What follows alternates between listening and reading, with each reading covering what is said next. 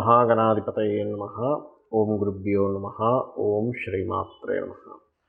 పరమేశ్వర స్వరూపమైనటువంటి జ్యోతిష, వాస్తు మరియు ఇతర అనేకమైనటువంటి శాస్త్రములను మనకు అందించినటువంటి మహర్షులకి నమస్కారం. హయగ్రీవ హయగ్రీవ హయగ్రీవేతి యో వదేత్తస్స నిస్సరతే వాణీ జన్మకన్యా ప్రవాహవత్. అరుణాం కరుణాతరంగితాక్షీం ధృతపాశాంకుశపుష్పబాణచాపాం అనిమాదిభిరావృతాం మయూకైః అహమిత్యేవ విభావయే భవానీం. శ్రీమాత్రే నమః. ప్రేక్షకులకి ఆ లలితాంబిక అమ్మవారి యొక్క అనుగ్రహం పరిపూర్ణంగా కలగాలని మనస్ఫూర్తిగా కోరుకుంటూ మనం ఈరోజు చెప్పుకోబోయేటువంటి టాపిక్ ఏమిటి అంటే, నాది పలానా రాశి లేదా పలానా లగ్నము అంటూ ఉంటారు. అంటే నేను ఇప్పుడు చెప్పబోయేది లగ్నం నుంచే చూసుకుంటే, లగ్నం తెలియని వారు రాశి నుంచి చూసుకోవచ్చు. అలాంటి వారికి చతుర్థాధిపతి అంటారంటే 4వ స్థానాధిపతి జ్యోతిష్ శాస్త్రరీత్యా. ఆ 4వ స్థానాధిపతి కనుక మీ జన్మజాతకంలో ఏదైనా ఒక గ్రహంతో కలిసి ఉంది, అప్పుడు మీరు ఏదైనా ప్రాపర్టీ కొనుక్కోవడం ద్వారా బాగుంటుంది. అలా కాకుండా కలవకూడనటువంటి గ్రహంతో కలుస్తాయి కొన్ని. అంటే ఎలా అంటే, చిన్న ఎగ్జాంపుల్ చెప్పాలంటే నీరు నిప్పు కలవదు కదా. అలాగే ఏ తత్వం దేంతో కలిస్తే ఎటువంటి ఎనర్జీ ఫామ్ అవుతుందో, అది ఎక్స్పాండ్ అవుతుందా లేకపోతే తగ్గిపోతుందా అనేటువంటిది ఒక లెక్క ఉంటుంది. ఆ రకంగా మీ యొక్క లగ్నరీత్యా చతుర్థాధిపతి ఎలా ఉంటే మీరు ప్రాపర్టీ తీసుకునేటువంటి ఎటువంటి జాగ్రత్తలు తీసుకోవాలి ఒకటి. రెండవది, మీ జాతచక్రంలో ఉండే చతుర్థాధిపతి ఉన్న కాంబినేషన్స్ బట్టి ఇంట్లో ఏ దిశలో మెయిన్గా మీరు జాగ్రత్త తీసుకోవాలి అనేటువంటిది, ప్లస్ జనరల్గా కూడా ఏమిటి అనేటువంటి విషయం అనేది మనం తెలుసుకుందాం.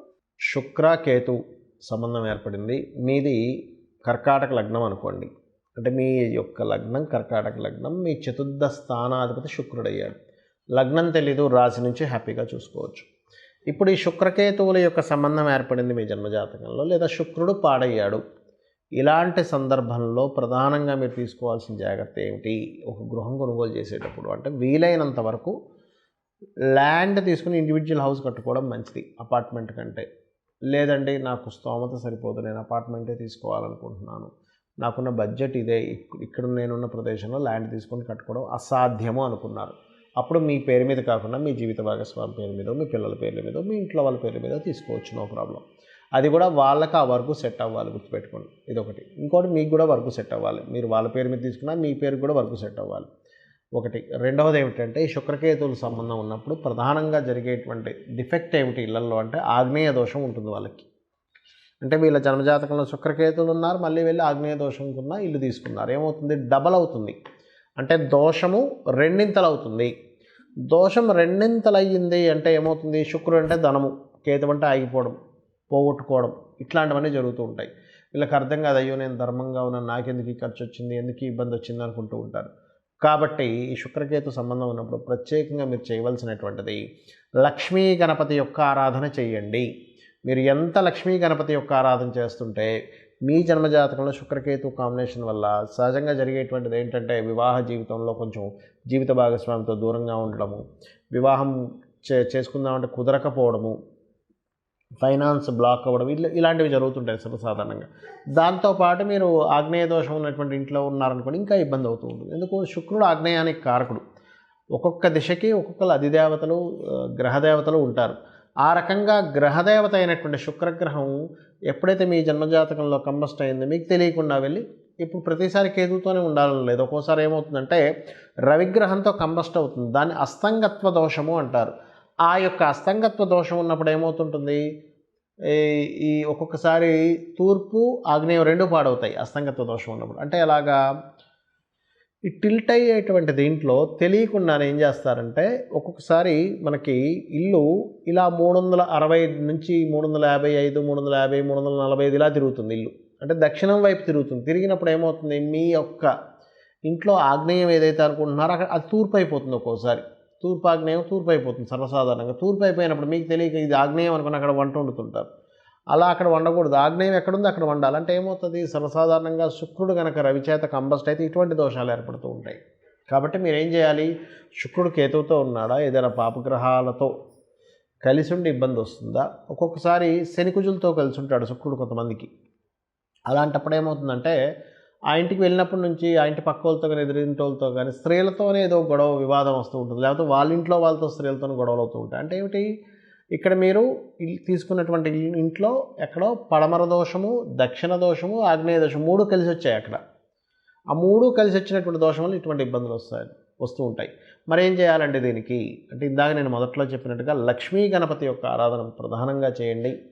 రెండవది ఇంట్లో నిత్యము కూడా లలితా సహస్రనామాలు ప్లే చేయండి.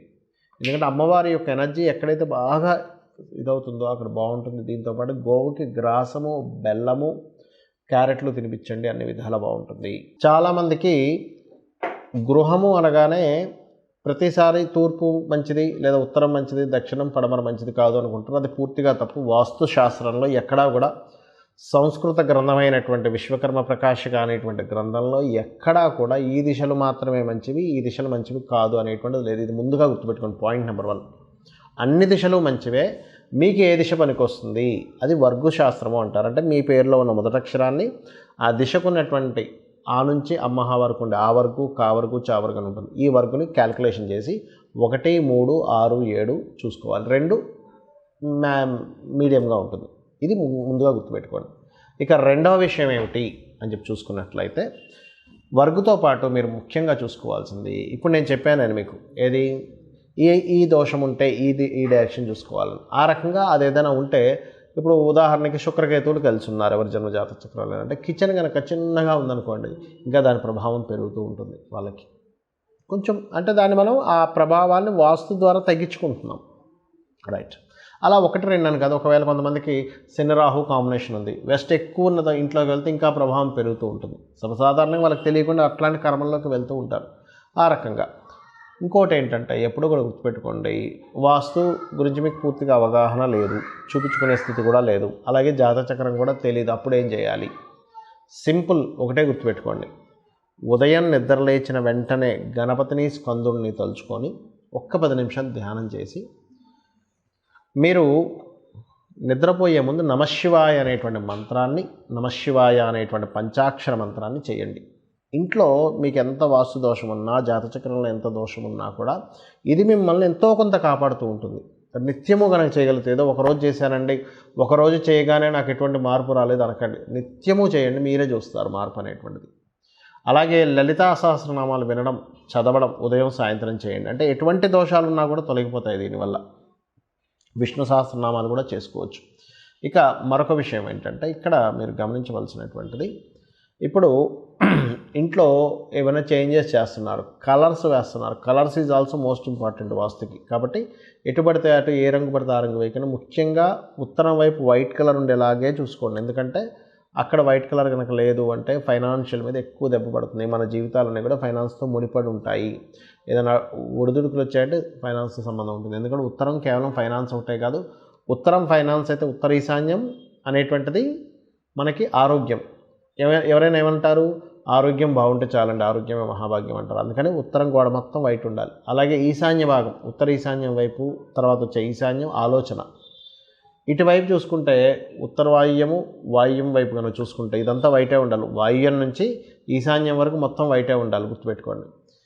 ఈ వాయువ్యం కూడా ఆరోగ్యాన్ని చెప్తుంది, మనస్థితిని చెప్తుంది. ఉత్తర వాయువ్యం అనేటువంటిది భార్యాభర్తల మధ్య ఉండేటువంటి కలయికను కూడా చెప్తుంది. కాబట్టి ఇవి మెయిన్గా డిస్టర్బ్ అవ్వకూడదు. కాబట్టి ఇక్కడ వైట్ కలర్ ఉండేలా చూసుకోండి. అలాగే మరొక విషయం ఏంటంటే